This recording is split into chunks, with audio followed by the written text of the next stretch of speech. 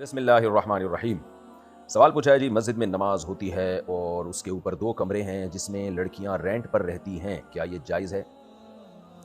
دیکھیں، اگر پہلے مسجد بنی تو پھر تو اس کے اوپر کوئی عمارت رہائشی بنانا جائز نہیں ہے، کیونکہ جب مسجد وقف ہوتی ہے، کوئی زمین مسجد کے لیے وقف ہوتی ہے تو وہ آسمان تک ہوتی ہے، اس پہ کچھ بھی نہیں بنا سکتے آپ سوائے مسجد کے۔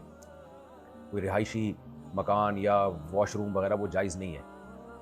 ہاں، مسجد جب وقف کی تو اس میں کچھ حصہ پہلے سے خارج کر دیا واش روم کے لیے، وہ ایک الگ بات ہے، تو اس واش روم کے اوپر کچھ بھی بنائیں آپ، گھر بنائیں، واش روم بنائیں، رہائشی ایریا بنائیں، وہ آپ کی مرضی ہے۔ لیکن جب پورا پلاٹ نماز کے لیے یا آدھا پلاٹ نماز کے لیے وقف کر دیا تو اب جو بھی ہوگا وہ اس کے اوپر نمازیوں کی جگہ ہی بنے گی، اس میں رہائشی یا کوئی اور چیز نہیں بن سکتی۔ لیکن بعض دفعہ ایسے ہوتا ہے عمارت پہلے بنی بھی ہوتی ہے، جیسے یہ جو آپ نے بتایا کہ اوپر 2 کمرے ہیں مسجد کے، اب اپارٹمنٹ بن گیا، وہ رہائشی بنائے، نیچے ایک فلیٹ کو یا ایک جگہ کو آپ نے مسجد کے لیے خاص کر دیا تو وہ جائز ہے، کیونکہ یہاں اپارٹمنٹ پہلے بنا ہے۔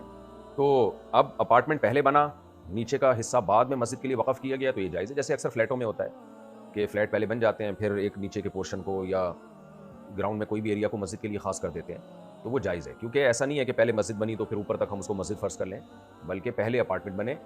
تو اگر یہ یہاں بھی ایسا ہی ہے کہ یہ جو اوپر کے 2 کمرے ہیں یہ پہلے بن چکے تھے، یا اوپر والا ایریا چاہے کمرے نہ بھی ہوں پہلے سے رہائشی تھا، یا یعنی رہنے کے لیے یا ہوٹل کے طور پر یوز ہوتا تھا، یا کسی بھی کام کے لیے، یا بیت الخلاء کیوں نہ ہو، اس کے بعد نیچے کے ایریا کو مسجد کے لیے وقف کیا گیا تو ٹھیک ہے، اس میں کوئی حرج نہیں۔ باقی اس میں لڑکیاں رہتی ہیں 2 کمروں پہ، اگر آپ کو لڑکیوں کے رہنے پر اعتراض ہے تو وہ تو مالک مکان سے پوچھیں بھائی لڑکیاں کیوں رہتی ہیں، فیملیوں کو دیا کریں، ہو سکتا ہے وہ لڑکیاں کوئی اسٹڈی کے لیے آئی ہوئی ہوں وہاں پہ، واللہ اعلم۔ کیا پیسے جیب میں رکھنا یا گھر میں رکھنا جائز ہے، کیونکہ ان میں تصویر ہوتی ہے اور ہم نے سنا ہے کہ تصویر رکھنا صحیح نہیں ہے؟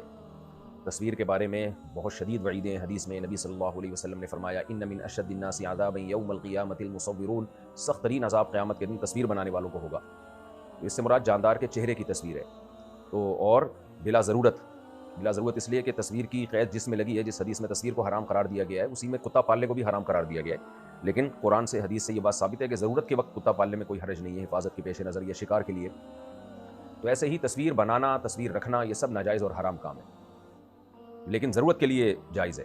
تو بہت ساری ضرورتیں ہوتی ہیں جن میں روزمرہ تصویر کا استعمال ہمیں کرنا پڑتا ہے۔ اسی طرح اگر تصویر بنانے کے بعد وہ توہین آمیز جگہ پر ہے، جیسے فرش پہ ہے، لوگ اس پہ پاؤں رکھ کے چل رہے ہیں، یا اس کی کوئی اکرام تعظیم نہیں ہو رہی کسی بھی طرح سے، تو اس کو بھی مٹانا پھر لازم نہیں ہے اس تصویر کو۔ یعنی زیادہ جو بڑا مسئلہ ہے نا تصویر کا، وہ دیواروں پہ جو لگی ہوئی ہوتی ہے، تعظیم جسے کہتے ہیں، یہ زیادہ بڑا جرم ہے۔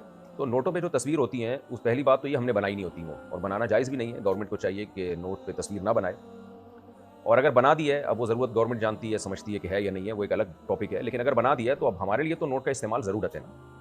یعنی یہ کیسے ممکن ہے کہ آپ گھر میں بھی نوٹ نہ رکھیں اور جیب میں بھی نوٹ نہ رکھیں، تو پھر جیب کی ضرورت بنوائی کس سلسلے میں آپ نے وہ جیب؟ پھر یہ تو مجبوری ہے، جائز ہے، اس لیے اس میں کوئی حرج نہیں ہے، یہ ضرورت کی وجہ سے۔ اور ویسے بھی جو نوٹوں پہ تصویریں ہوتی ہیں وہ اکثر ان کی تعظیم نہیں کی جا رہی ہوتی، یعنی کوئی ایسا نہیں ہوتا کہ ان کو دیوار پہ لگایا جائے، بلکہ جیب میں، کبھی پینٹ کی جیب میں، کبھی یہاں والی جیب میں، کبھی ایسے اس کو ایک تعظیم کے بغیر ہی اس کا استعمال ہو رہا ہوتا ہے۔ کیا کسی حلال مقصد کے لیے حرام پیسہ کمایا جا سکتا ہے، اور وہ حلال مقصد ایسا ہو کہ حرام کمائی کے بغیر پورا نہ ہو سکتا ہو؟ نہیں جناب، حلال مقصد کے لیے بھی آپ حرام کمائی نہیں کر سکتے۔ آپ بتاؤ بیت اللہ سے زیادہ اچھا حلال مقصد کون سا ہوگا؟ بیت اللہ کی تعمیر۔ مشرکین مکہ نے جب بیت اللہ کی تعمیر کرنی تھی تو حلال پیسے ختم ہو گئے تھے، کچھ طوائفوں کی آمدن تھی تو انہوں نے کہا ہم یہ نہیں لگائیں گے، حرام پیسہ ہم بیت اللہ کی تعمیر میں نہیں لگائیں گے۔ تو اسلام میں بھی یہ حرام ہے، آپ حرام پیسے سے صدقہ نہیں کر سکتے۔ تبھی علماء کہتے ہیں بینک میں جو اضافی سود پڑا ہوا ہے وہ نکال کے آپ ثواب کی نیت کے بغیر صدقہ کریں، یعنی اس میں صدقے کی نیت نہ کریں، جان چھڑانے کی نیت کریں کہ یہ حرام ہے، ضائع ہونے سے بہتر ہے کسی کے کام آ جائے، تو اس میں بھی ثواب کی امیدیں نہ لگائیں اور نیت بھی نہ کریں، کیونکہ حرام مال سے اللہ خیر کے کام کو بھی قبول نہیں کرتا بلکہ الٹا وبال پڑ جاتا ہے۔ میرے شوہر انشورنس کمپنی میں کام کرتے ہیں، میں کیا کر سکتی ہوں؟ جائز نہیں ہے انشورنس، جو آج کل مروج ہے انشورنس ہے، تو اس میں شوہر کو محبت سے سمجھائیں آپ کہ بھئی یہ ناجائز ہے، اس کو چھوڑ دیں آپ۔ کئی خواتین کے حالات ہمارے علم میں ہیں جنہوں نے شوہر کو آرام سے محبت سے سمجھایا اور بالآخر شوہر نے وہ جاب چھوڑ دی، تو ان کو آرام سے سمجھا دیا جائے، مان جائیں ٹھیک ہے، نہیں مانے تو عورت کے لیے مجبوری میں شوہر کے ساتھ رہنا اور اس کی آمدن سے کھانا جائز ہے، کیونکہ عورت کے پاس تو کوئی دوسرا کمائی کا ذریعہ ہی نہیں ہوتا۔ ایک عورت جو اپنے خاوند سے شدید نفرت کرتی ہو، وہ اپنے خاوند کی امامت میں نماز پڑھ سکتی ہے؟ جی جناب، کون سا امام ایسا ہے جس سے سب لوگ شدید محبت کرتے ہیں؟ اکثر امام سے آدھے لوگ نفرت کر رہے ہوں گے، آدھے محبت کر رہے ہوں گے، تو اب یہ تھوڑی کہ جماعت کی نمازیں چھوڑنا شروع کر دیں۔ امام نیک ہو، برا ہو، آپ کو اس سے محبت ہو یا محبت نہ ہو، آپ اس بیس پہ جماعت کی نماز نہیں چھوڑ سکتے۔ تو اس لیے پہلی بات، آپ اپنے شوہر سے محبت کریں اور اس کی اقتداء میں نماز پڑھیں، اور محبت نہیں ہوتی تو بھی نماز بہرحال پڑھیں، باقی شوہر سے نفرت کیوں ہے؟ ظاہر ہے کوئی برا عمل ہوگا شوہر میں، تو شوہر کے برے عمل کو شوہر پہ ڈال دیں، وہ آپ سے قیامت کے دن سوال نہیں ہوگا۔ آپ یہ دیکھیں کہ آپ کا شوہر ہے، آپ کے بیسک حقوق ادا کر رہا ہے، اس نے آپ کو ایک شیلٹر دیا ہوا ہے، تو آپ اس سے اس بیس میں محبت کریں۔ عورت کے لیے شوہر کا حق جو ہے وہ ماں باپ سے بھی زیادہ ہے، اتنا بڑا اللہ نے اس کا حق بیان کیا ہے شوہر کا۔ ہماری خواتین آج کل لبرل انٹیوں سے اور انگریز عورتوں سے متاثر ہیں، ہم انگریز نہیں ہیں بھائی، ہم مسلم ہیں، ہمیں اسلام نے بتایا کہ کس کا کتنا بڑا حق ہے۔ نبی صلی اللہ علیہ وسلم نے فرمایا لو كنت آمر احدا ان يسجد لاحد لامرت النساء ان يسجدن لازواجهن، اگر میں کسی کو سجدے کا حکم دیتا تو عورت کو حکم دیتا وہ شوہر کو سجدہ کرے، اگرچہ اجازت نہیں ہے اور شوہر کو سجدہ نہیں کر سکتی، لیکن اتنا بڑا حق تو پتہ چل گیا نا کہ کتنا بڑا حق ہے شوہر کا۔ عورت کو فخر ہونا چاہیے کہ میں اپنے شوہر کی فرما بردار ہوں، اس کو خوش رکھا ہوا ہے میں اس کی اطاعت، میں اس سے محبت کرتی ہوں، ان چیزوں پہ عورت کو فخر کرنا چاہیے۔ باقی ہر ایک میں عیب ہوتا ہے، اگر شوہر میں کوئی برائی یا خرابی ہے اس کو اپنے حال پہ چھوڑ دیں۔ ہاں اگر آپ کے بنیادی حقوق ہی ادا نہیں کر رہا، بعض مرد ایسے ہوتے ہیں کہ وہ بیسک حق ہی ادا نہیں کر رہے ہوتے ہیں نا، جیسے شادی کا بیسک حق کیا ہے کہ بیسک نان نفقہ تو دے وہ آپ کو، تو اور جو بھی بنیادی حقوق ہیں جن پر میں کئی دفعہ بات کر چکا ہوں، تو پھر ایک الگ بات ہے، پھر اس میں یہ کہ رہنا بھی اور محبت بھی نہ کرنا یہ نہیں ہوگا، پھر اس سے علیحدگی لیں۔ صحابیہ کا مشہور واقعہ ہے، وہ نبی صلی اللہ علیہ وسلم کی خدمت میں آئیں اور عرض کیا کہ مجھے اپنے شوہر سے سخت نفرت ہے، اور وجہ بھی بتائی انہوں نے نفرت کی، تو اس لیے مجھے علیحدگی چاہیے، اور ان کے الفاظ کیا ہیں صحیح بخاری کے، انی اکرہ الکفر فی الاسلام، میں اسلام میں کفر کو ناپسند کرتی ہوں۔ کیا مطلب اس کا؟ شارحین نے اس کا مطلب بتایا ہے کہ میں مسلمان بھی ہوں اور کافروں والے کام کروں، کہ شوہر سے محبت نہ کروں، یہ نہیں مجھ سے ہوتا، یا تو میں محبت کروں گی یا نہیں رہوں گی شوہر کے ساتھ، یعنی یہ نہیں ہو سکتا کہ شوہر بھی ہو اور میں اس سے محبت بھی نہ کروں۔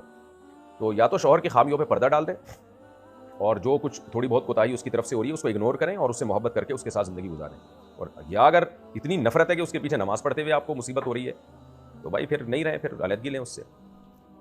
خواتین کہتی ہیں بچوں کی خاطر گزارا کرنا پڑتا ہے، بچوں کی خاطر خواتین گزارا کرتی ہیں، بچے پورے بڑے ہو جاتے ہیں، نچوڑ لیتی ہیں میاں کو، اس کے بعد ٹاٹا کر کے چلی جاتی ہیں، بڑھاپے میں وہ بیچارہ دیواروں سے ٹکرے مار رہا ہوتا ہے، وہ کہتا ہے پہلے ہی چلی جاتی، یہ نہیں ہوتا۔ اچھا بھائی، ناصر خان انڈیا سے، کبیرہ گناہ کن لوگوں سے نہیں ہو سکتے؟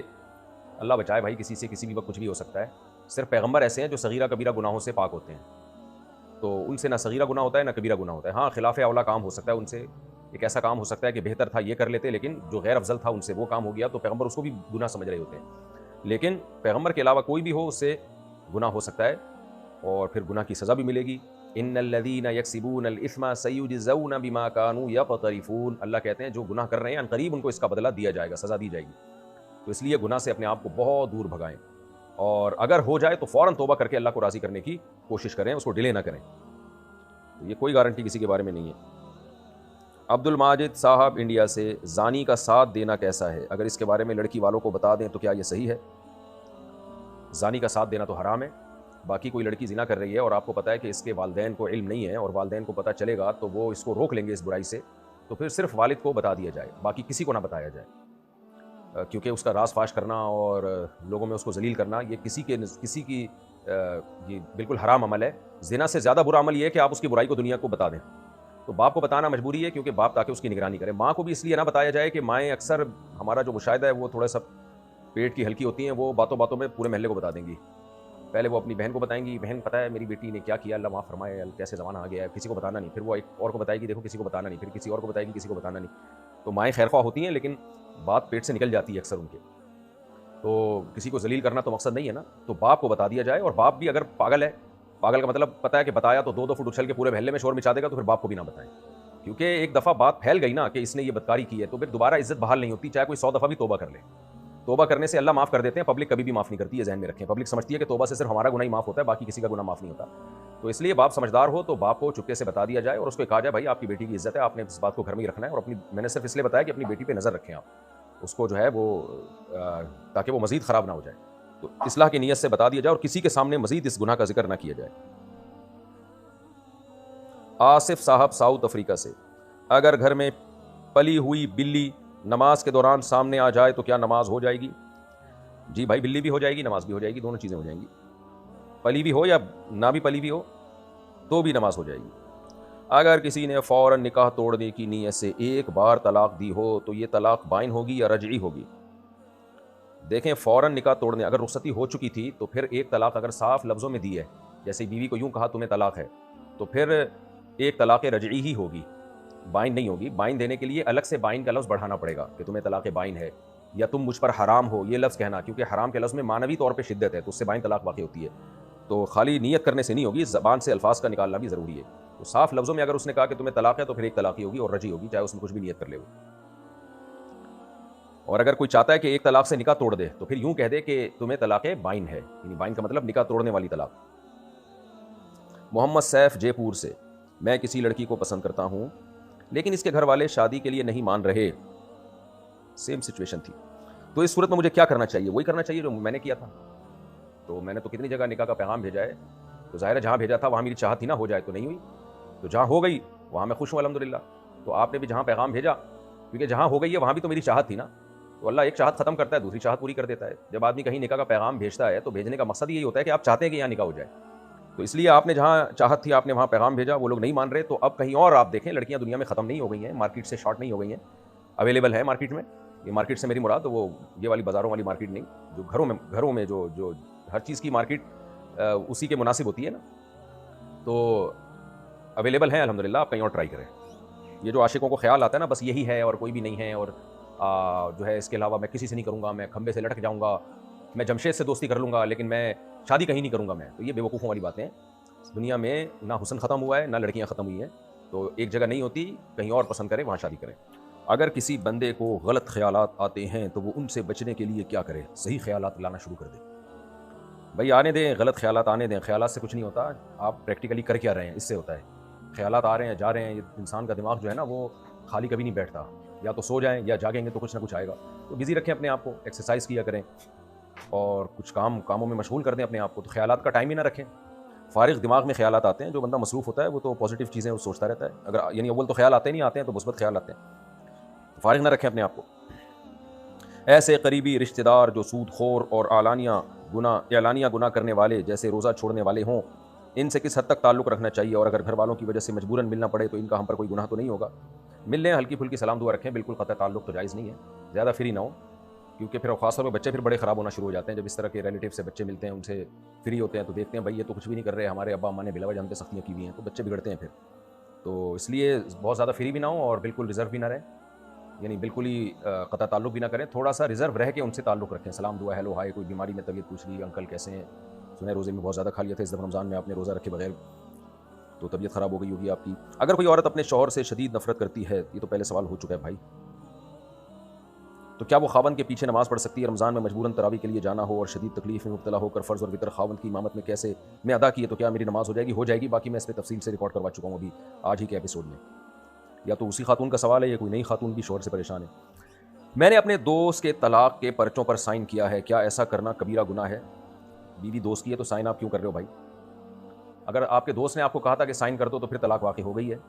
باقی طلاق کبیرہ گناہ ہے یا نہیں، یہ تو آپ نے جب سائن کیا تو نسبت آپ کی طرف تو نہیں ہوگی نا، آپ کے دوست کی طرف ہوگی جس نے آپ کو سائن کرنے کا آرڈر دیا. تو وہ دوست نے اگر غلط کیا تو گناہ ہوگا، غلط طریقے سے اگر طلاق دیے، جائز طریقے سے طلاق دیے تو نہیں ہوگا گناہ. تو اس لیے آپ اس ٹینشن میں نہ پڑیں کہ گناہ ہوگا کہ نہیں ہوگا، یہ دوست کا ہیڈیک ہے. اچھا بھائی، انڈیا سے کسی نے پوچھا ضعیف حدیث کسے کہتے ہیں؟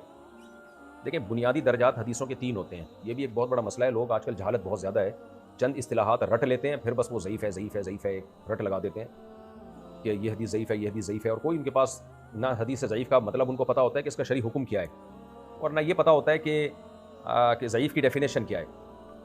تو 3 بیسک درجات ہوتے ہیں، صحیح، ضعیف اور موضوع. بلکہ 4 بنیادی درجات ہوتے ہیں، صحیح، حسن، ضعیف اور موضوع. تو یہ جو صحیح اور حسن ہے یہ تو بہرحال قابل قبول ہے، یہ حجت ہے. ضعیف حدیث بھی اگر بالکل ہی موضوع ہوتی، یعنی من گھڑت ہوتی، موضوع کہتے ہیں من گھڑت، اس کی کوئی حیثیت نہیں ہے، اس سے کچھ بھی ثابت نہیں ہوتا، نہ فضیلت نہ کوئی مسئلہ. ضعیف اس سے اوپر کی چیز ہوتی ہے. ضعیف گڑھی ہوئی چیز کو نہیں کہتے، کمزور چیز کو کہتے ہیں. دیکھیں دلیل اگر کمزور بھی ہو نا تو وہ بالکل لغو نہیں ہوتی. اس کمزور کو اس وقت مسترد کیا جاتا ہے جب اس کے مقابلے میں طاقتور دلیل نہ ہو. مثال کے طور پر آپ کے پاس یعنی آپ نے کوئی نہ کوئی فیصلہ کرنا ہے، اب آپ کے پاس کوئی دلیل ہے ہی نہیں سرے سے، تو آپ کمزور بات کی بنیاد پہ ہی فیصلہ کر لیں گے کہ یار کرنا تو ہے نا. اب آپ کے پاس 2 آپشن میں سے کوئی تیسرا آپشن تو ہے نہیں، تو پھر آپ کہتے ہیں اس طرف کم از کم کمزور دلیل تو ہے نا، دوسری طرف تو کمزور بھی نہیں ہے، تو کیوں نہ کمزور دلیل ہی کو بنیاد بنا کے فیصلہ کیا جائے. اس کی بہت ساری فقہ میں ہمیں مثالیں ملتی ہیں. جیسے کپڑا ناپاک ہو جائے تو تھوڑی بہت ناپاکی معاف ہے، قرآن سے ہمیں پتہ چلتا ہے ما جعل علیکم فی الدین من حرج، اللہ نے دین میں تنگی نہیں رکھی ہے. کیونکہ اگر ذرا سی بھی ناپاکی کو ہم بنیاد بنا لیں کہ کپڑا ناپاک ہو جائے گا تو پھر تو مکھی نے کپڑوں پہ بیٹ کر دی تو بھی کپڑا ناپاک ہو جائے گا آپ کا. ظاہر ہے کچھ نہ کچھ مقدار ایسی ہے جس کو مستثنیٰ کرنا پڑے گا. اب کتنی مقدار ایسی ہے کہ اتنی مقدار میں اگر کپڑا ناپاک ہو تو ناپاک نہیں سمجھا جائے گا، تو اس کے لیے ہمارے پاس کوئی صحیح حدیث نہیں ہے. تو اس لیے پھر استدلال کیا گیا بھائی قضائے حاجت جب ہم کرتے ہیں تو ڈھیلے سے استنجا کرنا بھی کافی ہوتا ہے، بشرطے کہ ناپاکی دائیں بائیں پھیلی نہ ہو. تو وہاں سے استدلال کیا کہ شریعت نے اگر کہا ہے کہ اگر اتنی ناپاکی پھیل جائے تو پانی سے دھونا ضروری ہے، تو اس سے پتہ چلتا ہے کہ اس سے کم کم معاف ہے. تو وہیں سے ایک معیار فقہا نے نکال لیا کہ بھائی اگر ہتھیلی کی گہرائی جو ہے اس کے بقدر اگر کپڑوں پہ ناپاکی لگی ہو تو دھونا ضروری ہے، اس سے کم ہو تو دھونا ضروری نہیں. اب بہت سے لوگ کہتے ہیں اس کی کیا دلیل ہے، کوئی صحیح حدیث دکھاؤ. بھائی اس کے خلاف کی کیا دلیل ہے؟ اس میں بھی تو نہ کوئی صحیح حدیث ہے نہ ضعیف حدیث ہے. تو دنیا کا مسلمہ اصول ہے، فقہ کا بھی اور پوری دنیا کا، کہ یعمل بالدلیل الضعیف عند انعدام ما فوقه من الدلیل، کہ جب آپ کے پاس سرے سے کوئی دلیل مضبوط دلیل ہو ہی نہیں تو پھر کمزور دلیل کو ہی بنیاد بنایا جائے گا، کیونکہ اس کے خلاف بھی تو کوئی دلیل نہیں ہے نا آپ کے پاس. آپ کہیں کہ ہم یہ فیصلہ کیوں کر رہے ہیں، بھائی اس کے خلاف کی بھی تو ہمارے پاس کوئی دلیل نہیں ہے. تو یہاں بھی یہ خوب اچھی طرح سمجھ لیں، ضعیف حدیث بھی اس وقت حجت بن جاتی ہے جب آپ کے پاس اس کے مقابلے میں صحیح حدیث نہ ہو. تو اس ضعیف کو پھر بالکل مسترد نہیں کیا جائے گا، کیونکہ اس کے مقابلے میں کوئی صحیح بھی تو نہیں ہے نا. تو پھر بہتر نہیں ہے کہ اپنی کھوپڑی سے بلا وجہ ایک اٹکل پچو اور ایک ہوائی فائرنگ کرنے سے بہتر نہیں ہے کہ نبی کے قول کا سہارا لے لیا جائے اگرچہ وہ ضعیف سند سے ثابت ہو، کیونکہ ضعیف حدیث کے بارے میں 100% یہ یقین نہیں ہوتا کہ یہ نبی کی طرف جھوٹ کی نسبت ہے، بلکہ ضعیف حدیث میں اس کا امکان ہوتا ہے کہ ہو سکتا ہے نبی نے یہ کہا ہو، لیکن راوی چونکہ کمزور ہے تو وہ اس کی بات 100% مستند بات نہیں ہے، اس کی 100% آتھینٹک نہیں ہے وہ، لیکن امکان ہے کہ شاید ایسا ہوا، ایسا نبی نے کہا ہو. تو اس لیے ضعیف حدیث کے مقابلے میں اگر کوئی صحیح حدیث نہیں ہے تو پھر اپنی عقل سے فیصلہ کرنے سے زیادہ بہتر ہے کہ آپ ضعیف حدیث ہی کو بنیاد بنا کر فتویٰ دیں آپ، اور نبی صلی اللہ علیہ وسلم کے اس حکم کو فالو کریں، کیونکہ اس میں امکان ہے کہ نبی نے ایسا فرمایا ہو یقینی، کیونکہ اس میں راوی جو ہے جتنے بھی راوی بیان کرنے والے ان میں جھوٹا کوئی بھی نہیں ہے، کمزور راوی ہیں، جھوٹے نہیں ہیں، کوئی ایک راوی بھی جھوٹا نہیں ہے اس میں، کبھی بھی اس سے جھوٹ زندگی میں ثابت نہیں ہے، تو کیوں اس کی بات کو رد کیا جائے بھائی.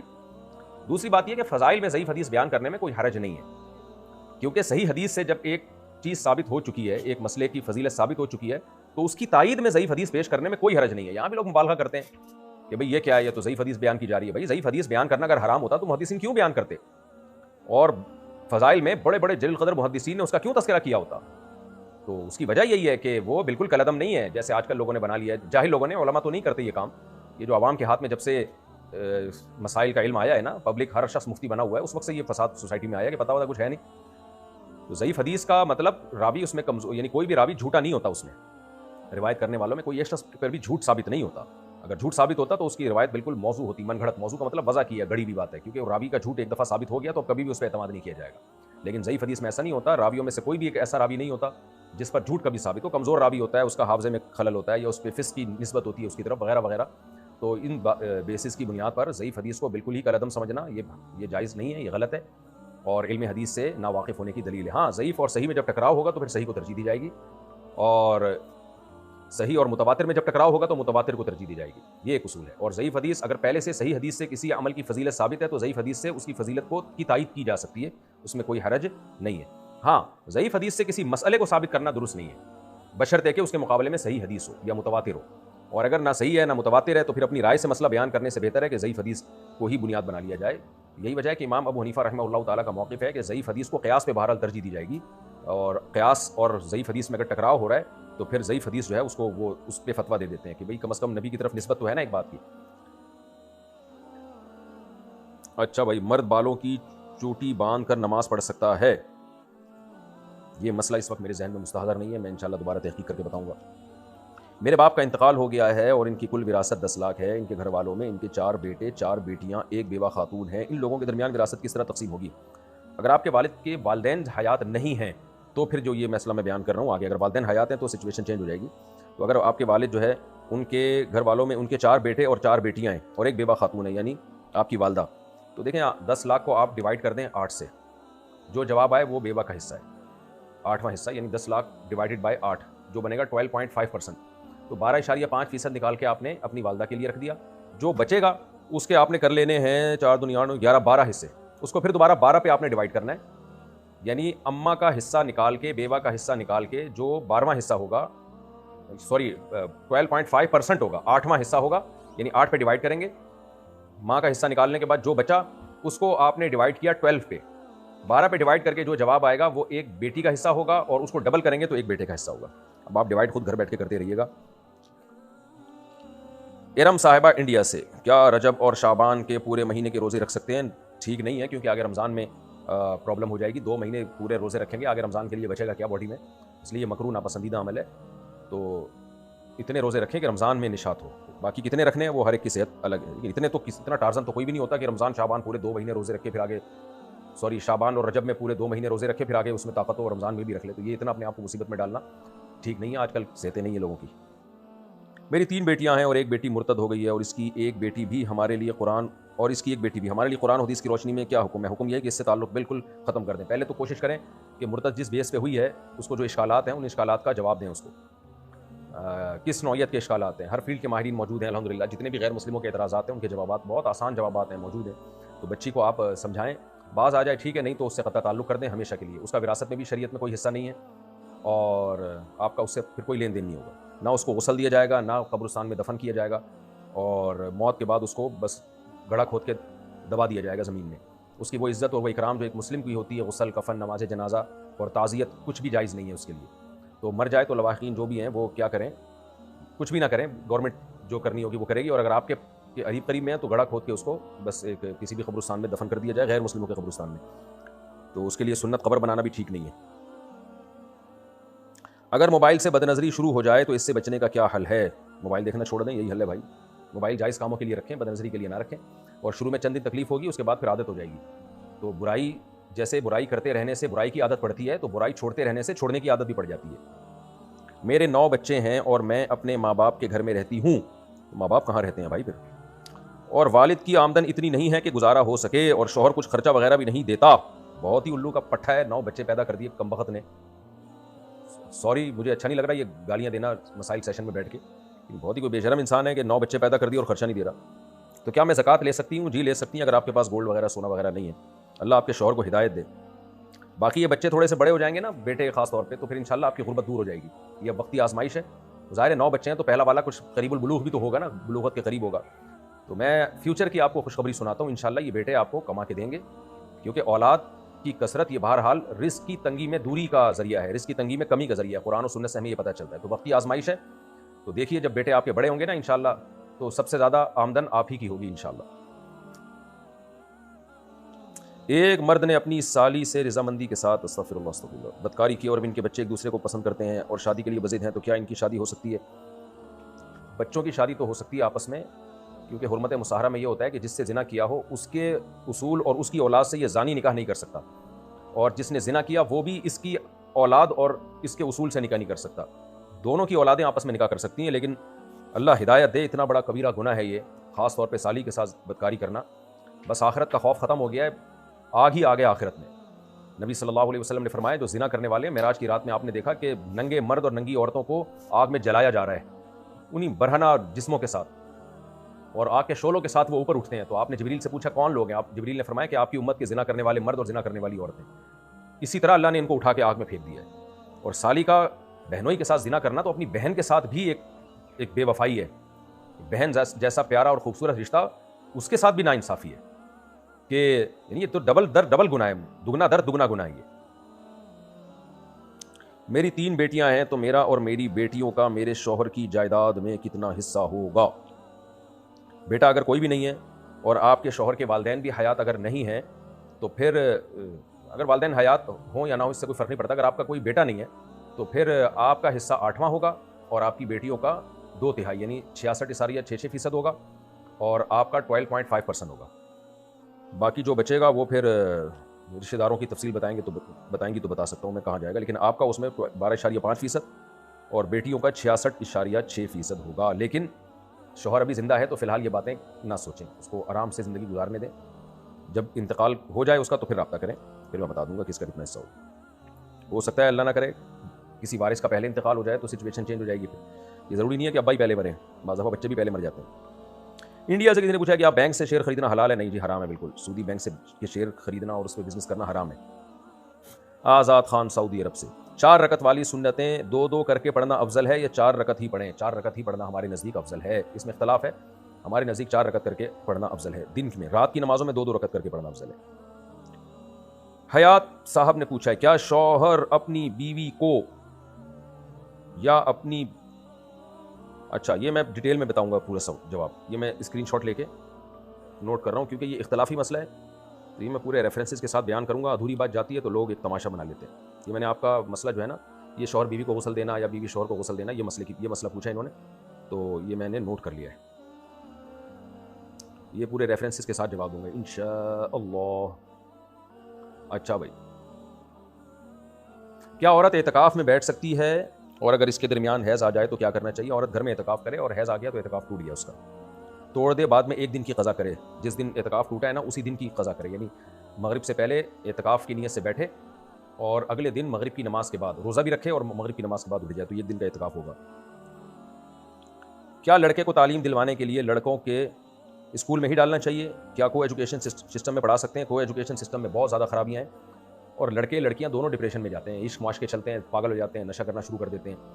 آپ کہہ سکتے ہیں نہیں فلاں بچہ تو کو ایجوکیشن میں پڑھا ہے وہ تو خراب نہیں ہوا، کہیں اگر چرس بٹ رہی ہو نا تو سارے چرسی نہیں بن جاتے، لیکن جتنے چرسی بنتے ہیں وہ بنتے چرسیوں کے ساتھ بیٹھنے سے ہی ہیں۔ تو اب آپ نے دیکھا کہ فلاں کا بچہ چرسیوں میں بیٹھتا ہے لیکن وہ تو چرس نہیں پی رہا، تو کیا اس بیس پہ آپ کے لیے جائز ہوگا اپنے بچے کو چرسیوں میں بٹھا دیں آپ لے جا کے؟ تو ہمارے ذمہ شریعت نے لگایا ہے کہ برے ماحول سے ہم بچوں کو بچائیں، چاہے وہ خراب ہوں یا خراب نہ ہوں، سب بچے خراب نہیں ہوتے لیکن ہر ایک پر اس کا اثر مختلف پڑتا ہے۔ آپ کا بچہ کو ایجوکیشن میں پڑھ رہا ہے، اس کے بعد لڑکیوں کی سیٹنگ اور پھر بدتمیز ایسا بنے گا نا کہ آپ خون کے آنسو روگی اور پھر بولو گی کہ میں نے کیا یہ۔ اس لیے میں تو اس کا قائل ہوں کہ بچوں کو اسکول میں پڑھانے کے بجائے ہوم اسکولنگ کی طرف لے کر آئیں۔ میں نے یہ تجربہ اپنے بچوں پہ کیا ہے، بعض بچوں پہ، کچھ تو پڑھ رہے ہیں اسکول میں، کچھ ہوم اسکولنگ کی طرف آئے ہیں، تو جو ہوم اسکولنگ کی طرف آئے ہیں ان کا رزلٹ بہت زیادہ اچھا ہے، خرچہ بھی کم ہو رہا ہے ان کے اوپر۔ وہ اسکولوں کے جو رنگ کے ڈبے اور ٹوپی ڈرامے جو تھے نا وہ فضول قسم کے، آج فلانا ڈے آج ڈمکانا ڈے، ان سے بھی جان چھوٹی ہے۔ اسکولوں میں کیا ہوتا ہے، بیگ بھی ان کم وقتوں سے ہی خریدو، اسکول کا بیگ جو سلیبس ہے وہ بھی ان کم وقتوں سے ہی خریدو، یونیفارم بھی انہی کم وقتوں سے خریدو، اور روزانہ جو سبق ہوتا ہے وہ ٹیچر سن بھی نہیں سکتا، اتنے سارے بچے ہوتے ہیں، ٹیچر کو پتہ ہی نہیں چلتا کون سا بچہ سبق یاد کر رہا ہے کون سا یاد نہیں کر رہا۔ تو بھائی یہ دھندا چل رہا ہے مارکیٹ میں۔ ٹھیک ہے، اگر آپ کے پاس ہوم اسکولنگ کا کوئی ذریعہ نہ ہو تو پھر نہ پڑھانے سے بہتر ہے آپ اسکول بھیج دیں۔ میں امریکہ 2 دفعہ ہو کے آ چکا ہوں، وہاں بھی ہوم اسکولنگ کو گورے جو ہے نا پروموٹ کر رہے ہیں ہوم اسکولنگ، کیونکہ اسکول میں بھائی جتنا بھی اچھا ٹیچر ہو 40-50 بچوں کو کیسے سنبھالے گا وہ کیسے ہر ایک سے سبق سنے گا، کیسے ہر ایک کی نگرانی کرے گا؟ آپ 2-4 بچے ہو ایک ٹیچر ہو، بس اس طرح پڑھائی ہوتی ہے۔ پہلے زمانے میں جو علماء میں بڑے بڑے علامے پیدا ہوئے نا، آج ہم ان کی کتابیں دیکھ کے حیران ہوتے ہیں کہ انہوں نے کیسے اتنی بڑی بڑی کتابیں اور اتنی زیادہ کتابیں اور اتنی تحقیقی کتابیں اتنی تھوڑی تھوڑی عمروں میں کیسے لکھ دی ہیں۔ تو جب ہم ان کی ہسٹری چیک کرتے ہیں تو پتہ چلتا ہے کہ انہوں نے ایسا نہیں تھا کہ 50-50 بچوں کی کلاس تھی اور ایک ٹیچر، بلکہ ہوتا یہ تھا کہ ان کے خاندان میں کوئی عالم تھے تو یہ ان کے پاس گئے، پورا علم وہاں سے حاصل کیا انہوں نے۔ آج بھی KPK میں نے دیکھا بعض بڑے بڑے علامے ہیں، اتنا علم ان کے پاس، میں حیران ہوتا ہوں بھائی، اتنی زبردست عربی، ان کی بلاغت میں کمال، صرف و نحو میں کمال اور فقہ میں کمال۔ تو کیا وہ قدیم طرز پہ پڑھ رہے ہیں؟ وہ کیا کرتے ہیں، پتہ چلا کہ بھائی فلاں جگہ عربی گرامر کا ماہر کوئی ماہر استاذ ہیں جنہوں نے زندگی پر عربی گرامر ہی پڑھائی ہے، تو 1-2 سال تک جا کے ان سے صرف عربی گرامر پڑھی۔ فلاں جگہ پتہ چلا کہ جی فلاں علاقے میں ایک استاذ ہے جو عربی ادب کے ماہر ہیں اور 20 سال سے عربی ادب پڑھا رہے ہیں، تو وہاں چلے گئے، ان سے 2 سال تک عربی ادب ہی پڑھتے رہے بیٹھ کے۔ پھر پتہ چلا فلاں جگہ جو ہے حدیث کے بڑے ماہر استاذ ہیں جو 30 سال سے حدیث پڑھا رہے ہیں، تو ان کے پاس گئے، ان کے پاس صرف اور صرف حدیث پڑھی، ایک کے پاس صرف تفسیر پڑھی، ایک کے پاس صرف فقہ پڑھا، تو ایک کے سے صرف فن افتاء سیکھا۔ تو اس طرح سے جا کے ان کے اندر بہت زبردست صلاحیت پیدا ہوتی تھی، اور اب بھی کچھ جو اس طرح سے پڑھ رہے ہیں۔ ہمارے یہاں جو سیٹ اپ ہے نا 50-50 بچے ایک کلاس میں، تو جن کے پاس ہوم اسکولنگ کا سیٹ اپ نہ ہو تو ان کے لیے تو ٹھیک ہے، مجبوری ہے، لیکن بھائی اگر آپ کو کوئی اچھا ٹیوٹر مل سکتا ہے جو ذی استعداد ہو، حفظ کے کلاس میں دیکھ لینا، میرا بچہ مدرسے میں حفظ کر رہا ہے، اب تھوڑا تھوڑا سبق مل رہا ہے اس کو، وہ بہت ماشاءاللہ ذہین ہے، وہ خود مجھے آ کے کہہ رہے ہیں میں زیادہ یاد کر سکتا ہوں۔ جب ٹیچر سے ہم نے بات کی ہے بھائی یہ تو زیادہ یاد کر سکتا ہے، تو ٹیچر نے کہا میں زیادہ سن نہیں سکتا، یہ یاد اگر زیادہ کر لے گا تو میں کیسے، میں نے اتنے سارے بچوں کو سنبھالنا ہے، میں ایک صفحے سے یا ایک رکوع سے زیادہ نہیں سن سکتا۔ تو ٹیچر کی تو مجبوری ہے بھائی، بچہ اگر ذہین ہے تو آپ کیوں اس کو 50 بچوں کی کلاس میں آپ پڑھا رہے ہو؟ وہ 1 پاؤ پارا بھی روز یاد کر سکتا ہے۔ میں نے قرآن خود سے حفظ کیا ہے الحمدللہ، 6 مہینے میں کر لیا تھا، کیونکہ میں آدھا پارا پونا پارا ایک دن میں یاد کر لیتا تھا۔ اب میں اگر مدرسے میں بیٹھ کے حفظ کرتا تو ٹیچر نے تو مجھے 1 رکوع دینا تھا، سارا دن میرا ضائع ہوتا، اسی کو میں دہراتا رہتا بیٹھ کے۔ تو ہوم اسکولنگ میں یہ ہوتا ہے آپ کے بچے کی جو صلاحیت ہے اس کے حساب سے ٹیچر طے کرتا ہے، اس کو 2 سال میں میٹرک کرانا ہے، 3 سال میں کرانا ہے، 4 سال میں کرانا ہے میٹرک، وہ خود فیصلہ کرتا ہے۔ جبکہ اسکول میں آپ کا بچہ کتنا ہی ذہین ہو، اس نے کم بخت نے 10 سال میں میٹرک کرنا ہے، تو اس لیے اسکولوں میں تو بھیجو ہی نہیں بھائی، اور اگر مجبوری ہے تو پھر کو ایجوکیشن میں مت بھیجیں، بچوں کے خراب ہونے کا بہت زیادہ خطرہ ہے، بچے ڈپریشن میں جاتے ہیں۔ یہ لڑکا لڑکی کی اٹریکشن یہ نیچرل ہے، یہ کوئی بیماری نہیں ہے، یہ نیچرل ہے۔ جب وہ جائے گا نا، اور 8-9 سال کے بچے میں آج کل ٹھڑک پیدا ہو چکی ہوتی ہے، وہ میڈیا اتنا فاسٹ ہو چکا ہے، وہ ٹھڑکی بننا شروع ہو چکا ہوتا ہے، ہم اس کو بچہ سمجھ رہے ہوتے ہیں، وہ بچے نہیں ہوتے، وہ بیچ کے کھا جائیں، ماں باپ کو اللہ معاف فرمائے۔ وہ جب بیچ کے کھانے کا تذکرہ کرتا ہوں تو وہ ارشاد بھٹی کا انٹرویو یاد آتا ہے، دوبارہ نا ارشاد بھٹی اس پہ مسلط ہو جائیں کہ آپ نے کہا بیچ کے کھا جائیں۔ خیر، تو بڑے خلاصہ یہ ہے کہ 9-10 سال کے بچے آج کل بڑے سمجھدار ہوتے ہیں، اتنے بیوقوف نہیں ہوتے جتنے ہم ان کو سمجھ رہے ہوتے ہیں۔ تو اس لیے بچوں کو بچاؤ کو ایجوکیشن سے، کوئی اسلامک اسکول جہاں کا ماحول اچھا ہو وہاں داخلہ کروائیں اس کا۔ اور اسلامک اسکول والوں کو بھی چاہیے کہ اسلام کو بھی فوکس کریں، پڑھائی کو بھی فوکس کریں۔ اسلامک اسکول والوں نے آدھی پنڈلیوں تک شلواروں والے ٹیچر تو رکھے ہوتے ہیں، اور داڑیاں اتنی بڑی بڑی، آتا واتا ان ٹیچروں کو کچھ نہیں ہے۔ کچھ اسلامک اسکول ایسے ہیں جو بڑے کامیابی سے چل رہے ہیں، تو بھائی تم پڑھائی کے لیے ماں باپ اپنے بچے کو لا رہے ہیں تو آپ کا جو اسٹینڈرڈ ہے وہ بہت ہائی ہونا چاہیے پڑھائی کا, اور ماحول اسلامی ہو. آپ نے ماحول کو تو فوکس کر لیا, پڑھائی 2 ٹکے کی نہیں ہے, تو ماں باپ کہتے ہیں یار وہ بچہ دیکھو کیسے ٹھش پش انگلش بولتا ہے, اور ہمارا بچہ اسلامک اسکول میں جا کے دعائیں تو یاد کر لیں اور آگے آتا پاتا کچھ نہیں ہے اس کو, جس مقصد کے لیے بھیجا تھا. تو جس مقصد کے لیے بھیجا تھا اس کو تو فوکس کرو بھائی. کچھ اسکول ایسے, میں ان کے نام اس لیے نہیں لوں گا کہ میں کسی اسکول کی پبلسٹی کے لیے نہیں بیٹھا, لیکن اسلامک اسکولوں کو بھی چاہیے کہ وہ کچھ اسٹینڈرڈ رکھیں اپنا, اور باقاعدہ ایجوکیشن میں ماہر جو پروفیشنل لوگ ہیں, ٹیچر ہیں, وہ رکھیں, اور مینجمنٹ بھی کوئی پروفیشنل لوگوں کی جن کو اسکول چلانے کا تجربہ ہو. صرف اتنا کافی نہیں ہے کہ جس کے 4 مہینے لگے ہوئے ہیں تبلیغ میں تو آپ نے اسکول اس کے حوالے کر دیا, یہ حضرت جی بہت بڑے مفتی صاحب ہیں فلاں ادارے کے, لہٰذا وہ اسکول چلائیں گے. بھائی مفتی ایک الگ فیلڈ ہے, اسکول چلانے ایک الگ فیلڈ ہے. تو یہ ہوتا ہے پھر اسلامک اسکولوں میں کہ جی وہ چونکہ بہت بڑے اللہ والے ہیں تو اسکول وہ ان کے حوالے کر دو. تو تجربہ ہوتا ہے. کلینک آپ میرے حوالے کلینک کر دیں کہ مفتی صاحب سے ہم مسائل کا علم سیکھتے ہیں, لہٰذا یہ ہسپتال مفتی صاحب چلائیں گے, تو میں تو نہیں چلا سکتا بھائی اسپتال, بیڑا گرک کر دوں گا. اچھا بھائی, اور اس کا نام رکھ دیں اسلامک ہسپتال, یہ اور بڑی ایک اور بڑا لطیفہ ہوگا. اچھا میرے بھائی, اگر انسان پر پریشانی یا مصیبت آئے تو یہ اللہ کی طرف سے آزمائش ہے یا گناہوں کی نحوست, کس طریقے سے پہچانے؟ بہت بہترین طریقہ پہچاننے کا. اگر اس مصیبت میں اللہ یاد آ رہا ہے, اللہ کی طرف توجہ ہو رہی ہے, نماز روزے کی طرف توجہ جا رہی ہے, تو سمجھ لو یہ اللہ کی طرف سے نعمت ہے, یہ اللہ کی طرف سے. کیونکہ حدیث میں آتا ہے ان اللہ اذا احب قوما ابتلاہم, اللہ کو جب کسی سے محبت ہوتی ہے تو اسے آزمائش میں ڈال دیتے ہیں. اللہ ہم سب کو بچائے آزمائشوں سے, ہم کمزور لوگ ہیں, اللہ سے عافیت مانگنی چاہیے, لیکن بعض دفعہ ایسا ہوتا ہے کہ اللہ کو جب کسی سے محبت ہوتی ہے آزمائشوں میں ڈال دیتے ہیں, اور پھر اس کو صبر کی توفیق بھی دیتے ہیں. تو اگر صبر کی توفیق مل رہی ہے اور اللہ کی طرف توجہ جا رہی ہے تو یہ مصیبت نہیں ہے, بلکہ یہ اللہ کی ایک نعمت ہے. آپ کو اللہ تعالیٰ نوازنا چاہتے ہیں. یہ ایسے ہی ہے جس کو بہت تیز بخار ہو اور ڈاکٹر اس کا بخار اتارنے کے لیے زور سے ٹیکا ٹھوک دے, اس کو تو چیخ نکلے گی, لیکن بھائی یہ چیخ بڑی چیخوں سے بچائے گی آپ کو. اور ڈاکٹر اگر ظالم ہوگا تو ٹیکا نہیں ٹھوکے گا, وہ بولے گا چھوڑو یار یہ ٹیکا لگانے سے یہ چیخے گا, لہٰذا مرنے دو اس کو, چیخنے کی تکلیف سے بچاؤ. اور اگر اللہ کی طرف توجہ نہیں ہو رہی ہے اور مایوسیاں پھیل رہی ہیں تو سمجھ لو کہ یہ گناہوں کا عذاب ہے آپ کے اوپر. پھر بھی اگر عذاب بھی ہو تو بھی توبہ کر لو بھائی, توبہ کا دروازہ ہر وقت کھلا ہوا ہے, تو وہی عذاب پھر اللہ کی رحمت بن جائے گا. عرفان احمد انڈیا سے, کس وقت قرآن کی تلاوت کرنا افضل ہے؟ قرآن کی تلاوت کسی بھی وقت کر سکتے ہیں, رات کو تہجد میں پڑھنا سب سے افضل ہے. اگر تہجد میں نہیں پڑھ سکتے تو پھر دن میں تلاوت کرنا زیادہ افضل ہے. فجر کی نماز کے بعد بھی تلاوت کر سکتے ہیں, لیکن حدیث سے پتہ چلتا ہے فجر کے بعد تسبیحات پڑھنا زیادہ افضل ہے. اس لیے حضرات فقہاء نے لکھا ہے ان حدیث کی روشنی میں کہ فجر کی نماز کے بعد تلاوت کے بجائے تسبیحات زیادہ افضل ہے, اور تلاوت پھر اشراق کے بعد یا کسی اور وقت کریں. اور تلاوت سب سے زیادہ افضل ٹائم کیا ہے؟ تہجد میں قرآن پڑھنا. باقی فجر کے بعد بھی تلاوت کر سکتے ہیں, نہ کرنے سے بہتر ہے کہ فجر کے بعد کر لی جائے. بھائی لوگوں کے اپنے مزاج ہوتے ہیں, معمولات ہوتے ہیں, ہر ایک کا اپنی ایک طبیعت کا نشاط ہوتا ہے, اس کے حساب سے عمل کریں. شبانہ صاحبہ انڈیا سے, ہمارے یہاں سب کے گھروں میں شب برات میں قرآن خوانی ہوتی ہے, تو کیا ہم وہاں قرآن پڑھنے جا سکتے ہیں یا ان کو پڑھا ہوا پارا دے سکتے ہیں؟ اور اگر کسی کے گھر سے کوئی مٹھائی حلوہ وغیرہ آ جائے تو کیا وہ کھانا جائز ہے, ان کو واپس کر دیں؟ نہیں بھائی, شب برات کو منانا جائز نہیں ہے. شب برات میں اگر کسی نے عبادت کرنی ہے تو انڈیویجولی اپنے گھر میں نوافل پڑھے, بس بہت زیادہ ہوا تو مسجد میں جا کے پڑھ لے. باقی یہ جو گیدرنگ ہے شب برات میں اور اکٹھی قرآن خوانی ہے, یہ بدعت عمل ہے, اس سے اجتناب لازم ہے. باقی مٹھائی وغیرہ آ جائے تو مٹھائی کھانے سے تو موٹے ہو جائیں گے. حدیث میں آتا ہے, بخاری کی حدیث ہے, جس کا مفہوم اپنے الفاظ میں بیان کر رہا ہوں, کہ اس امت میں جو سب سے پہلی خرابی آئے گی نا, جھوٹ اور موٹاپا, یہ سب سے پہلی خرابی آئے گی اس امت میں. نبی نے فرمایا سب سے بہترین میرا زمانہ, پھر اس کے بعد والا, پھر اس کے بعد والا, اس کے بعد جھوٹ بھی پھیلے گا اور موٹاپا بھی پھیلے گا. تو مٹھائی سے موٹاپا آتا ہے اور بڑے مسائل ہوتے ہیں. تو مٹھائی چاہے شب برات کی ہو یا شادی بیاہ کی ہو, حتی الامکان اس سے اوائڈ کریں.